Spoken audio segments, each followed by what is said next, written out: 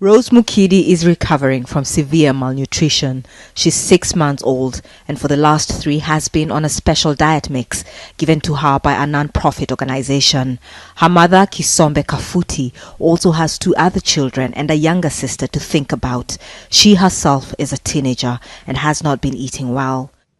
They're some of the hundreds of thousands Congolese who've been displaced by conflict. My husband was killed when we were running away from Kasai. I don't know where my parents are. I had to travel with the children and did not have enough to feed them on the way. They come to this feeding center in Kikwit with others who fled from violence in Kasai in Central Democratic Republic of Congo.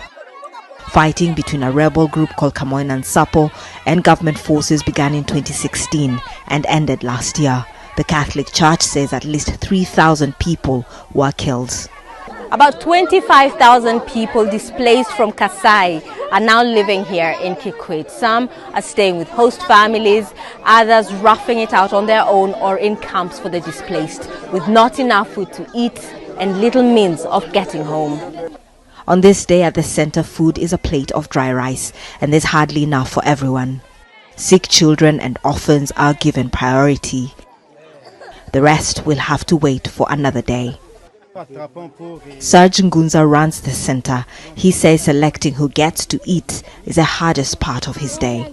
This is an everyday situation. We would like to feed everyone, but we can't because we don't have the resources and get very little humanitarian assistance. We are trying our best with the little we have. The United Nations Children's Agency says about 2 million children in the country are acutely malnourished. More than 6 million have stunted growth. Many live in remote areas, some which are still in conflict. Humanitarian budget cuts have made it difficult for aid workers to get to them. When you have a shock, when you have a situation that the family can not feed the children, they cannot go to a school, they cannot go to the health centers, and they have a lot of disease, they don't have access to water, then you have acute malnutrition.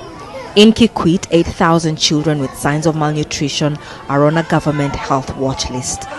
Centers like this can only monitor the progress of some of them. Many live too far away and have no way of getting help. Catherine Soy, Al Jazeera, Kikwit, Democratic Republic of Congo.